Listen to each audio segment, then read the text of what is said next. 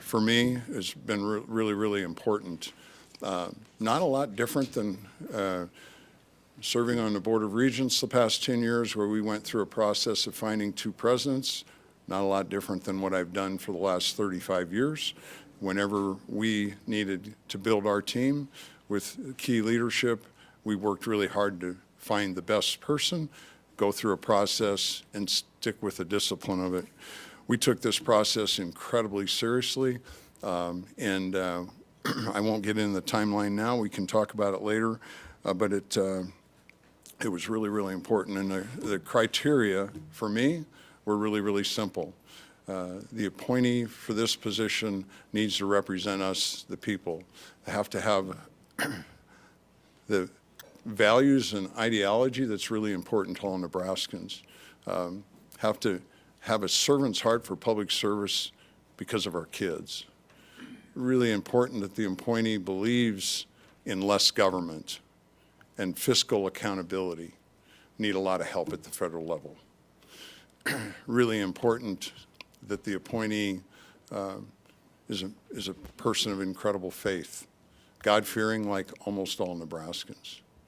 It's really important that the appointee has the courage to stand up and defend us and believe in how important Nebraska's safety is and our nation's safety. Couldn't maybe more critical than any time in our history.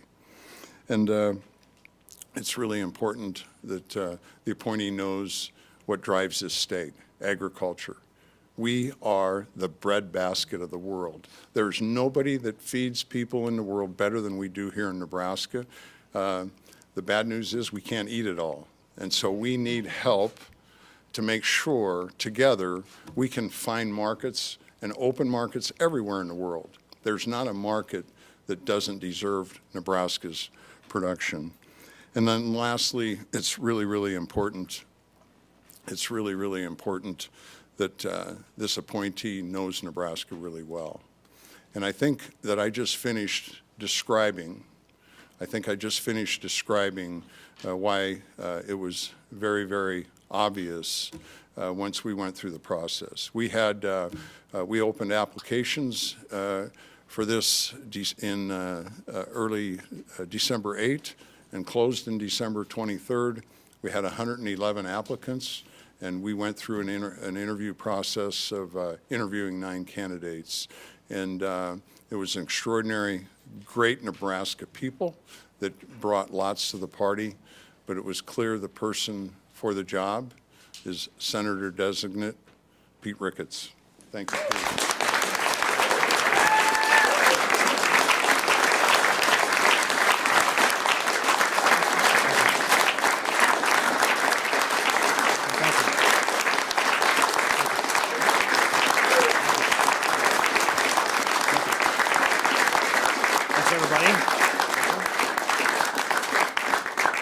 Well, thank you very much.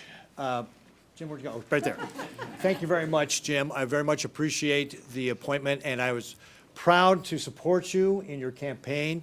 I've been very impressed with what you've done so far with regard to your administration in just a short few days. And I know that Governor Pillen is going to do a fantastic job and do great things for the state of Nebraska. And I'm very grateful for this unexpected opportunity to be able to continue to serve the people of Nebraska. I also want to thank Senator Sass for his service.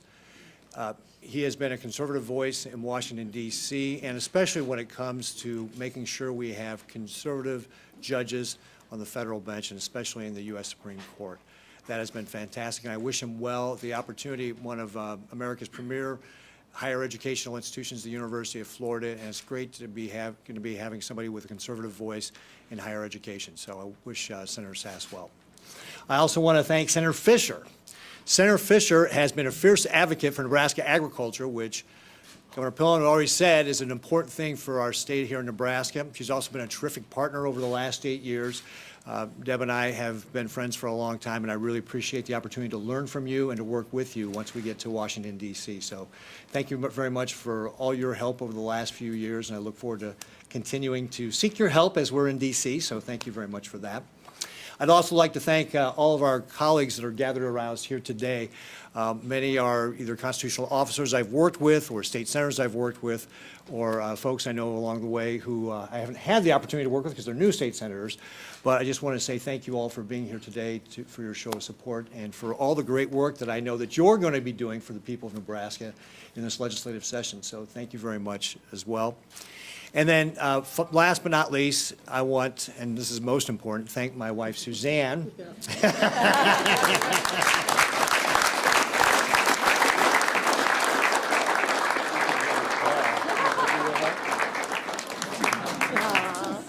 My wife Suzanne, and then my son Roscoe is here as well, and my two daughters who cannot be here.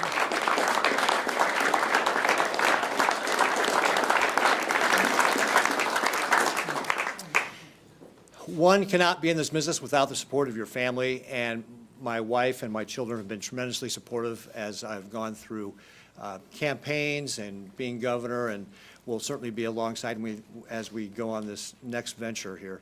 So thank you very much, honey, for all your love and support. You're the best, so thanks very much. Oh, thank you.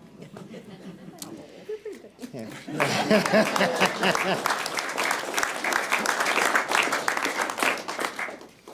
I often say Nebraska is what America is supposed to be. And it's never been truer at any time in our history than today. When we think about all the opportunity that we have here in our state, the jobs that are available, our high-quality institutions of education, and what we have done here in state government in my administration over the last 8 years was show how can we make government work for the people.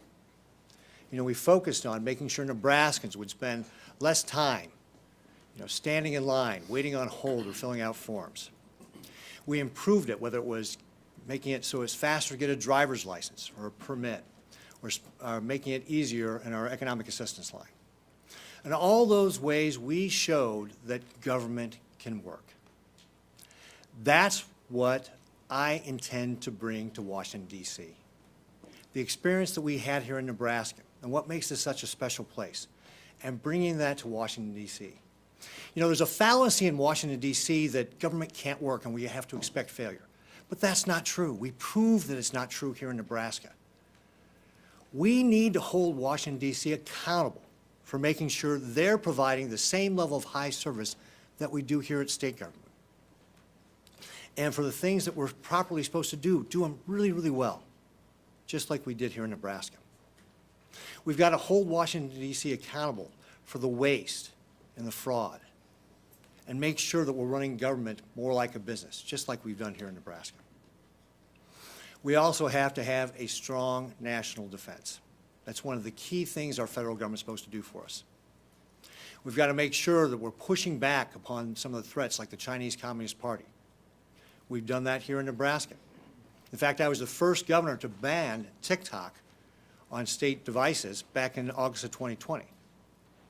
So we've been pushing back on the CCP, and we need to continue to have that strong policy in Washington, D.C. as well to make sure we have a strong nation. These are some of the things that I want to pursue in Washington, D.C. to make sure we continue to have the best place in the world. We're going to fight for our freedoms, the free enterprise system, the things that have made this state great and our country great, just like we've done here in Nebraska and how we protected it. And just like we've gotten through the disasters we've had here, whether it was the floods or the pandemic, we're going to work with our state partners to be able to make sure our states can have the proper response. Again, we demonstrated that here in Nebraska on how to do that. We want to take the things that we've done here and bring them to D.C. so that we can continue to have the greatest nation the world has ever seen. I am excited about the opportunities to work with my soon-to-be colleague, Deb Fisher, who has fought for these same ideals in Washington, D.C., to add my voice to hers on how we can fight for our conservative values, make sure that we continue to have a strong free enterprise system that has created the wonderful opportunities this country has had.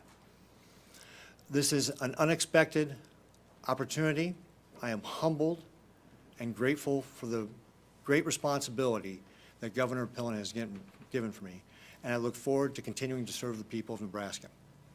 Thank you all very much for being here today, and again, I want to thank all the folks who have been here to support me. I look forward to serving the people of Nebraska, and I won't let you down. And with that, I'm going to turn it back to Governor Pillen.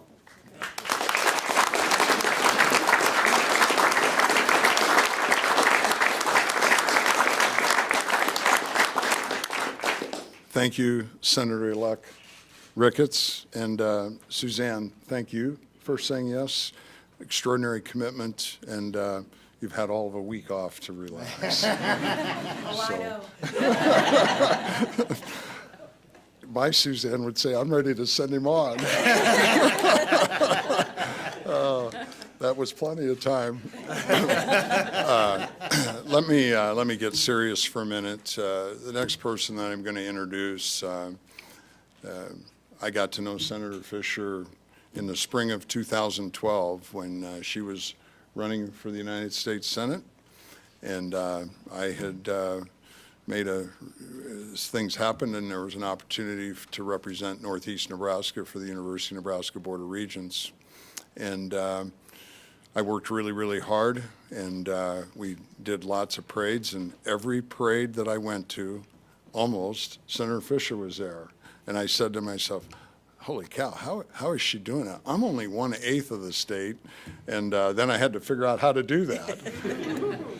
But Senator Fisher, her history of public service and being like so many Nebraskans wanting to make a difference, served 20-some years in one of the most important positions, school boards, fighting for our kids, and then was called to serve in the unicameral, served 8 years, and then called to become a United States Senator, and the people easily responded.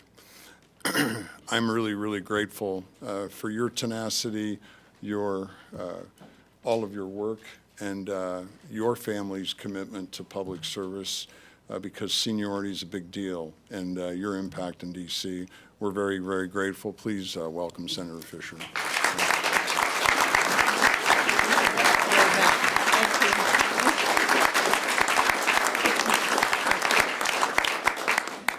Thank you very much, Governor Pillen, Lieutenant Governor Kelly, and our state elected officials who are here today to recognize and support my new colleague in the United States Senate, Pete Ricketts. It's my pleasure to be here to congratulate Pete, and I look forward to working with him, and I look forward to welcoming him to the Senate chamber for swearing in at the end of this month. It's going to be a big day for Nebraska. To the people of Nebraska, I would say we know that Pete knows the state of Nebraska, and we know that Pete loves the state of Nebraska. I know that he is going to do a wonderful job in continuing to serve the people of this state. And I look forward to partnering with him as we move forward on the big issues that are before us. It's a big responsibility that he is undertaking right now. And I think he's going to have a very quick learning ability here as he moves from state issues to federal issues. That's something I had to do as well after being in the legislature for 8 years and being so totally focused on state issues. And one thing I would suggest to my new colleague would be to continue to listen to the people of the state. Because although you're going to have a broader set of issues, you're going to have to, as a United States Senator, learn about everything, because it's not just your committees that you're on, it's everything, national issues, state issues, international issues, that you're going to have to be able to pick up and learn. But we all know that Pete's a quick learner. He stepped into the governor's shoes and did a fabulous job from day one. He will work hard for this state. So I look forward to partnering with him in the future and to be able to build a stronger Nebraska and be able to build a stronger and a more secure nation. Thank you.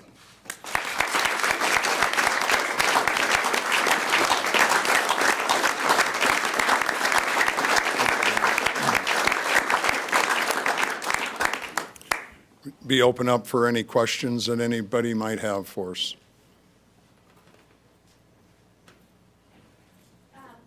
When you were doing the interviews with the 9 different candidates or reading through those 100 applications, were there any others that came close to the experience of former Governor Ricketts, or just what was it about his that set him apart? Well, we had 9 folks, 9 Nebraskans that we interviewed, and each one have had distinguished careers in all different, in public service and in business, and they each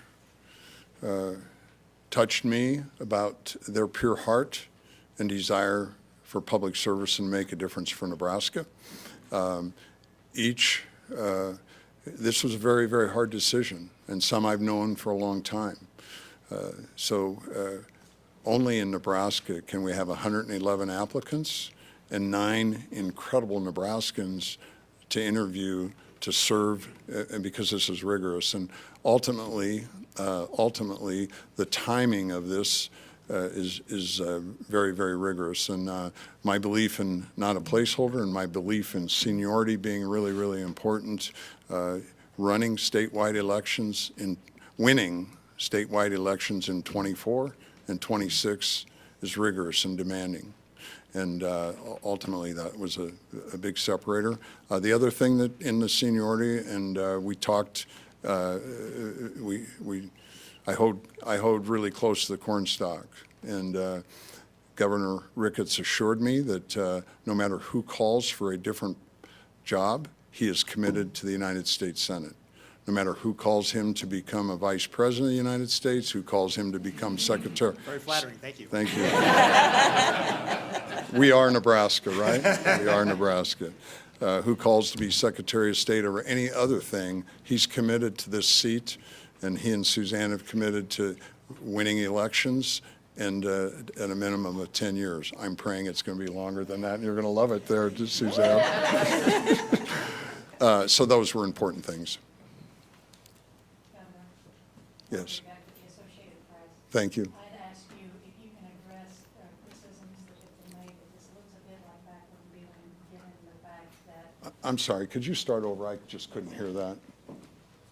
Can you hear me better now? Yes, thank you. I would ask how you would address criticisms that this looks a bit like backroom dealing, given the Yeah. support you have gotten from now Senator Ricketts while you run for governor. Yeah, thank you. The question is backroom dealings, and first is anybody that knows me. That's not part of my DNA. It just doesn't work. Integrity of the process and the commitment to the process was the highest priority. We put an incredible amount of energy and critical thinking through this to find and make sure the best person. I have way, way too much respect for the people in Nebraska to get the best person possible and never assume anything. In our business, that's a good way to go broke, and that's not acceptable for Nebraska. And number two, just simply, there were 9 outstanding Nebraskans that took time and go through the interview process. I have way too much respect for people. That was to find and be a part of finding the right person. Thank you. Yes, sir. Go ahead. When did you interview Mr. Yeah, the interviews. We were sworn in last Thursday, and we were working on the process in our transition team. But we did the interviews after I was inaugurated, and from the governor's office. The people of Nebraska have an extraordinary appreciation for the office of the governor. Thought it was really important that we interview the candidates from the office of the governor, and that took place in the last 3 days. Yes. Supervisor Ricketts, how do you see your term differing from what Senator Sass did? How do you see that, and what members of your staff, or if any, are you taking with you to Washington? So the question was, how do I see myself as being different from Senator Sass, and who am I taking to Washington, D.C.? Actually, first of all, I'll start by saying I think there's going to be a lot of similarities from the standpoint of Senator Sass was a very conservative vote there. Again, he focused on getting conservative judges onto the bench, but judges who understand the meaning of the Constitution. I share that same value. In fact, that's what we've done as I've appointed judges here in Nebraska as well. Senator Sass was very keen on strong national events, especially national defense, especially with regard to the threat of the Chinese Communist Party. I also share those same concerns. So I think there's going to be a lot more similarities around the issues that he and I are going to be focused on, which are, again, kind of the conservative values that we share. So I think there's going to be a lot of similarity on the issues. I can't think of specific issues that we differ on right off the top of my head, though I'm, even conservatives will disagree on different issues, but I can't think of one off the top of my head. But I do think it's important that we have that same conservative thought and values and philosophy coming to D.C. And,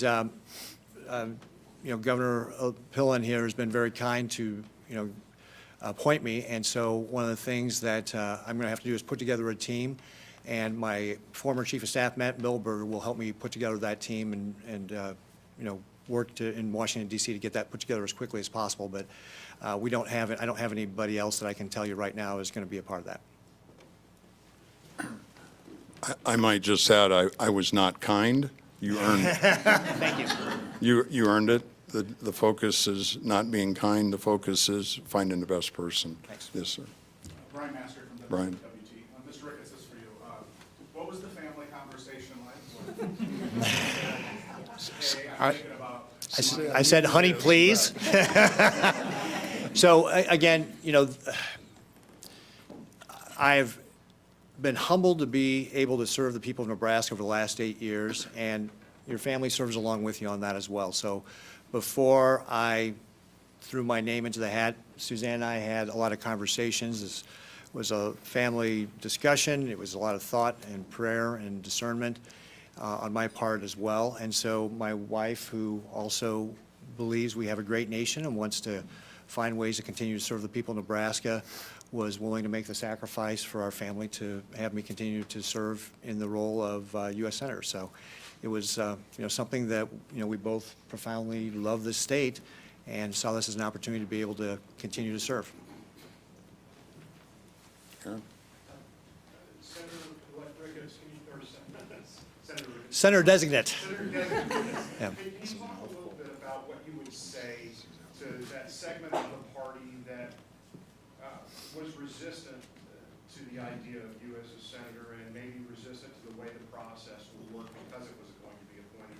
What would you say to them about their concerns about how the process is? So what Aaron's asking about is how would I address some of the concerns I think that the Associated Press was asking earlier about the process.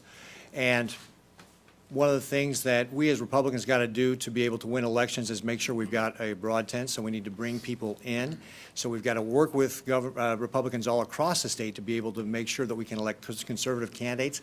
That is what I have done for nearly 20 years, has worked to elect conservative candidates. And Governor Pillen and I share a lot of the same philosophies, right? We believe that government that works best works closest to the people, that it should be limited in its scope from the standpoint of what we're trying to do. It's not the solution to every problem we have, that we've got to be fiscally responsible, that we've got to do a good job of providing services.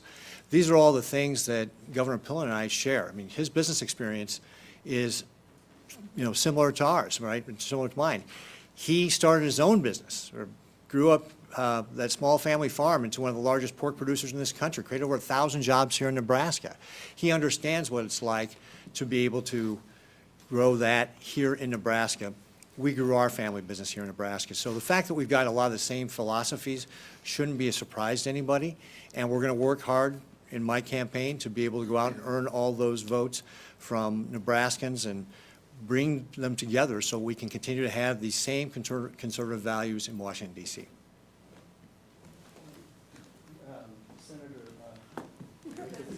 Apparently, I'm the popular guy today, okay. Yeah. Last time. Right.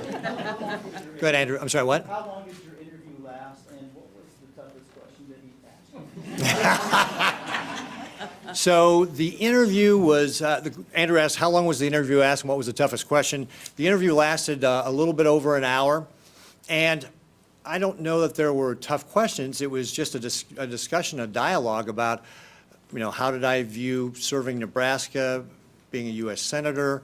Was I committed to, as Governor Pillen already mentioned, was I committed to running in 24 and 26, which I am. So as Governor Pillen pointed out, I'm not going to be looking for any additional seats. I'm committed to running in 24 and 26 to serve the people of Nebraska.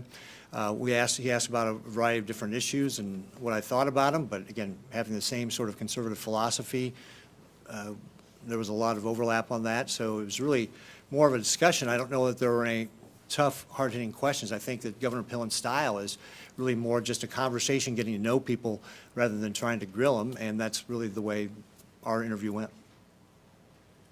Yeah, Aaron again. Governor Pillen, can you talk a little bit about the process? When will he no longer be Senate designate? When does he become senator? Well, I think that Secretary Envin's working through that process. We just signed paperwork this morning before the press conference that it's official, and I think that the Senate convenes in D.C. on January 23rd, and so there'll be a little bit of paperwork take place between that, and I think the official swearing in will take place at that time.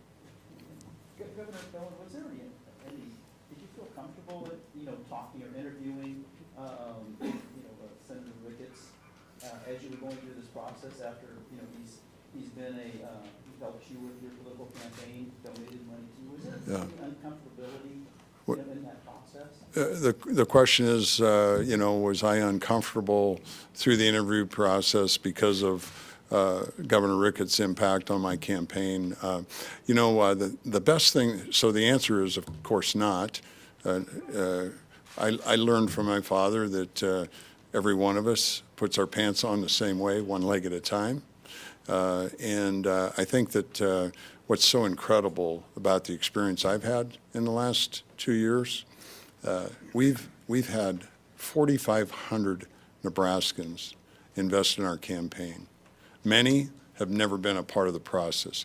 We've awoken the quiet, conservative, pragmatic Nebraskans to fight for democracy and be a part of that process. And not one person ever said any kind of expectations. This is Nebraska. Governor Pillen, Yes. you mentioned agriculture being the breadbasket of the world here, and that role in the selection. Did you consider any candidates who had more of a direct production agriculture background? And since Governor Ricketts, now Senate designate Ricketts, does not, how did you factor that in? Well, I think that the factor is I'm a believer that past performance is a pretty good indicator of future performance. There were several applicants that come from production agriculture, certainly interviewed a couple people that were very close to agriculture.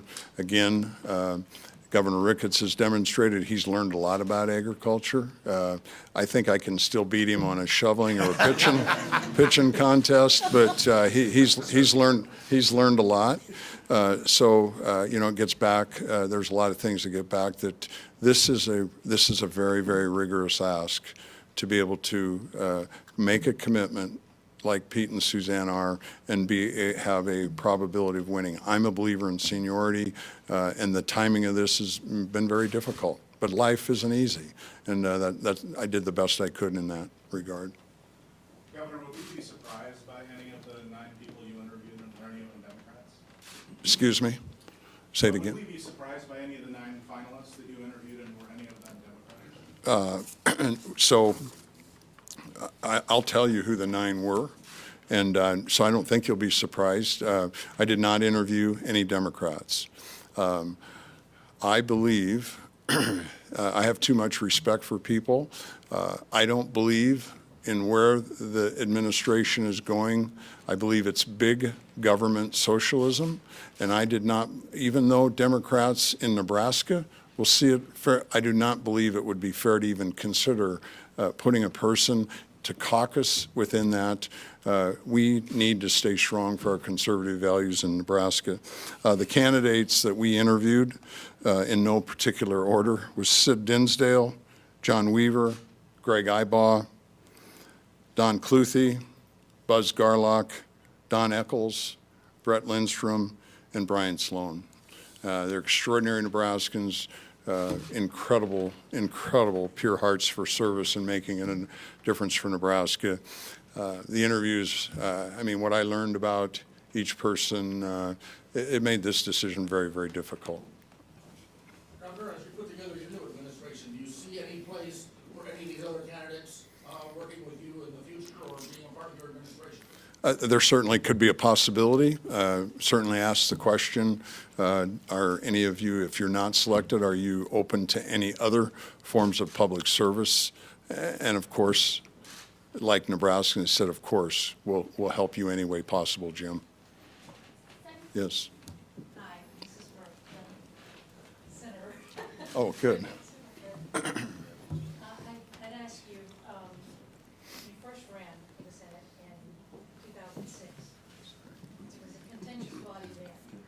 It was a next level now for contentiousness. How will you deal with that, and what's going to be your number one priority when you get there? So the question was, the Senate is very contentious. What is, how am I going to handle that, and what is going to be my number one priority when I get to Washington, D.C.? I think, first of all, with regard to the contentiousness, it's something that I think we as Nebraskans can share with the rest of the country. We have our differences, but we work together to be able to solve our problems here in the state, and we try to do it in a way that's civil and respectful to each other. It's just who we are as Nebraskans, and I think that's one of the things that Senator Fisher has demonstrated with her time in the U.S. Senate, and that's what I'll be bringing as well to the U.S. Senate, is that civility and respect. So I think that's how you address some of the contention. With regard to my number one priorities, I talked about it a little bit, is here in Nebraska, we have worked to be able to make government work for the people, and that's what has to happen in Washington, D.C. We should not have the expectation that the federal government is doomed to fail. Government can work. There are things that we all agree government should do. They should do them really well, and that's what we have to have Washington, D.C. accountable for. We've got to work against some of the bad policies. For example, government overspending has created the inflation that makes it hard on families to be able to make ends meet. Here in Nebraska, we've controlled our spending to 2.8% over the last 8 years, and I know that Governor Pillen shares that same philosophy. We've continued to have that fiscal restraint while doing a good job delivering services. That's also how we delivered over $12 billion or will deliver over $12 billion in tax relief. And I know that Governor Pillen's going to build on that going forward with the same philosophy of fiscal restraint and giving money back to the people. And then, of course, we've got to have a strong national defense. That's one of the primary responsibilities of the federal government, is to protect this nation, and the Chinese Communist Party is definitely one of the existential threats, or probably the most serious existential threat to our country. And we've got to push back against that threat. We've done it here at the state of Nebraska. After my trade missions in 2015 and 2016, we closed down our trade mission in Shanghai and moved it to Germany. We banned TikTok and so forth. So we've got to continue to push back on the Chinese Communist Party and make sure we have a strong nation. Anything specific when you say you're going to target the Chinese Communist Party? You have something ready to go? Well, the follow-up question was, there anything specific? I'm sure there's a number of senators who are working on this issue, and so I want to work together with my colleagues to find out what has already been done. I don't want to reinvent the wheel there. So I've got a lot of learning to do, as Senator Fisher pointed out, and so I look to, consulting with the other senators and working together with them about how we can address it, because there's a lot of smart people there already. They're already working on this problem. Ladies and gentlemen, one more question. Senator Oh, that's me. Senator Fisher, okay. What were some of your concerns through this process, and what were your initial reactions when you got the call that it was going to be Senator Ricketts? I had no concerns about the process that Governor Pillen set up. I think it was a very open and very fair process to let people who who you may not have thought of considering for this position. They could put their names forward. He could review those names. He could determine who he was going to interview. So I had no concerns with the governor's process. He and I had a short conversation about, he asked me, what questions I would ask and what you look for in a senator. But he has been right on point through this whole process since he has been sworn in as governor. And there were very, very good people who applied for this.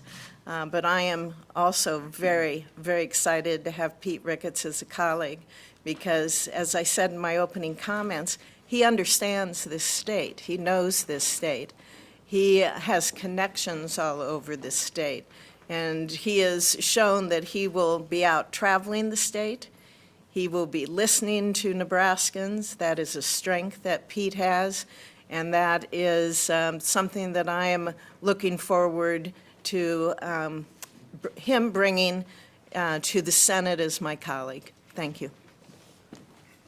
Thank you all for being here. Let me finish up with one comment. Another thank you for everybody being here.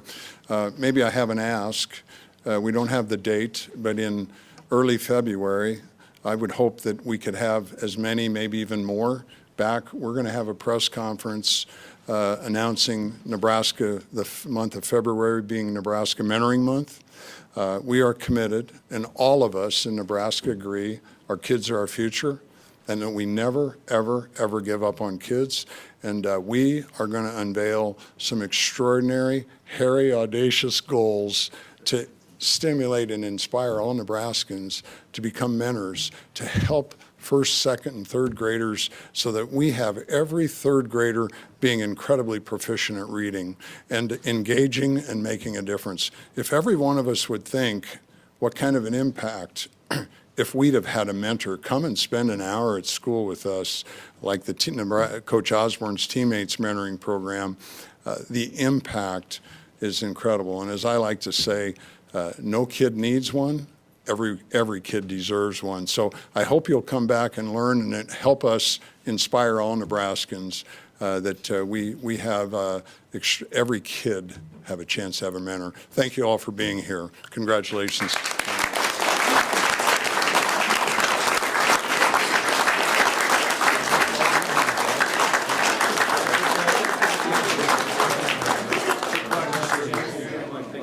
Congratulations, enjoy these days. Congratulations. Good luck.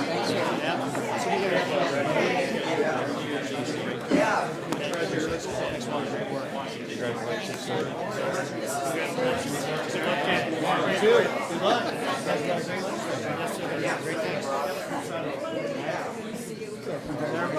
Congratulations, Senator.